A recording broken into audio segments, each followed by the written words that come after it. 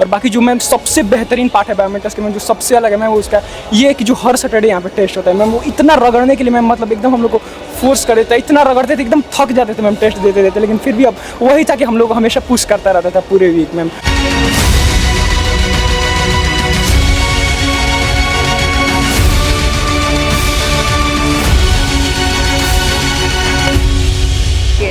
तो ragging waging तो नहीं ली सीनियर्स ने? मैम रैगिंग तो नहीं, वैसे पर्सनालिटी डेवलपमेंट प्रोग्राम चलता रहता है मैम, वैसे थोड़ा बहुत हम लोगों को मैम। अच्छा। तो मैम उसी की वजह से इतना खुल भी पाए कि आप लोगों के सामने गाना गाया, डांस भी कर पाए, तो इसमें सीनियर्स का भी रोल था मैम।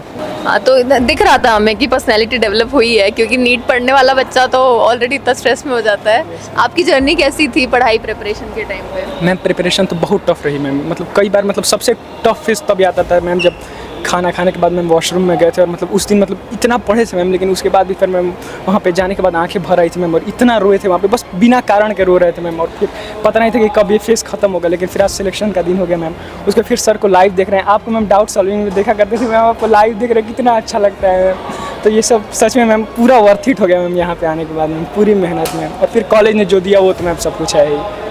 कौन सा बैच आपने ज्वाइन किया था? मैम मेरा फर्स्ट अटेम्प्ट में सिलेक्शन हुआ था मैम, तो मैं 11th में भी था मैम और 12th में भी टारगेट में भी। मैम आपको 2 साल मैंने देखा है मैम। और जब प्रिपरेशन करते थे तो क्वेश्चन सॉल्विंग में डीपीएस और टेस्ट, इनका रिवीजन वगैरह कैसे करते थे? यस मैम, पहले तो डीपीएस सॉल्विंग एक बहुत बड़ा कंपोनेंट होता है मैम, क्योंकि पूरा बायोमेट्रिक्स का शेड्यूल आप फॉलो करेंगे तो कब 12 घंटे आपको पढ़ते पढ़ते बीत जाएगा, आपको पता भी नहीं चलेगा, आप थकेंगे भी नहीं, और आपको टाइम भी कम पड़ने लगेगा कि कैसे मैं 12 घंटे और बढ़ा के पढ़ूँ मैम।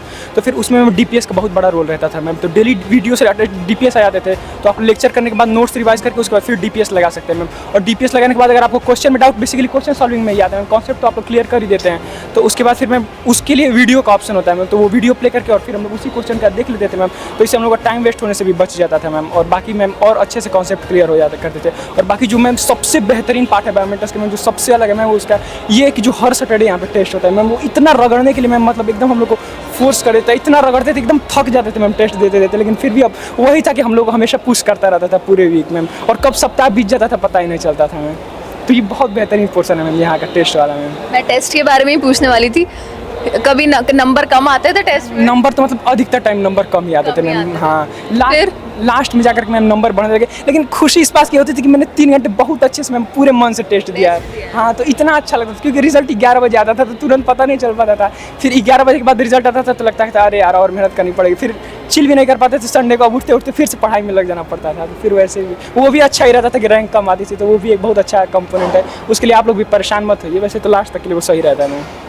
अब चिल कर पा रहे हो ना, तो तब तो जरूरत नहीं थी चिल करने नहीं, अब तो चिल करने की कोई दिक्कत नहीं थी मैम। सबसे इजीएस्ट और सबसे difficult part of the syllabus जो तुम्हें लगता था? मैम मुझे मैम 11th में फिजिक्स बहुत इरिटेटिंग लगती थी मैम, मैं फिजिक्स की मतलब पूरा सब्जेक्ट नहीं, कोई पार्ट। अच्छा, फिर मैम मैकेनिक्स वाला पोर्शन 11th के सबसे स्टार्ट में आता था मैम, और उसके कॉन्सेप्ट बिल्ड करने में थोड़ा टाइम लगता है, तो जो फ्रेशर्स होते हैं मैम उनको दिक्कत मैकेनिक्स से आती है, और फिर यहीं से वो मतलब फिजिक्स को हेट करना स्टार्ट कर देते हैं मैम। तो फिर अब इससे मतलब मुझे दिक्कत तो होती थी, लेकिन फिर भी लेक्चर ज़बरदस्ती देखा करता था, मतलब कि कुछ तो आया, और डीपीपी वगैरह सॉल्व करता था, लेकिन कभी कभी इतना इरिटेट हो जाता था कि बुक के पेज में मैं ऐसे क्रश कर दिया करता था, वो मुझे याद आता है कि कितना इरिटेट। लेकिन उसके बाद फिर लगातार पढ़ते पढ़ते मैकेनिक्स तो मैम एक लेवल के बाद अगर क्लियर हो गई तो उसके बाद फिर पूरी फिजिक्स बहुत स्मूथ चलने लगती है मैम, और लास्ट में आता है तो मैम फिजिक्स को स्ट्रॉन्ग करते करते मेरी ऑर्गेनिक केमिस्ट्री से थोड़ी सी वीक हो गई मैम, लेकिन फिर भी बहुत अच्छे से चला मैम। अच्छा। और बाकी फिजिकल के लिए तो मैम वो आयनिक इक्विलिब्रियम वाला चैप्टर वो चिन्मय सर ने बहुत अच्छे से पढ़ाया था मैम। हाँ, वो बाकी बहुत कॉम्प्लिकेटेड चैप्टर है, बहुत कॉम्प्लिकेटेड, वो मेरा लास्ट तक क्लियर नहीं हो पाया था, नीट से 1 महीने पहले, तो फिर मैंने चिन्मय सर 11th भी बायोमेट्रिक्स अवेलेबल करवाता है हम लोग को साथ में मैम, तो फिर वहाँ से मैंने चिन्मय सर को लेक्चर्स देखे मैम, और मुझे पता है कि मैम आपको थैंक्स करूँगा तो चिन्मय सर तक पहुँच ही जाएगा मैम। बिल्कुल।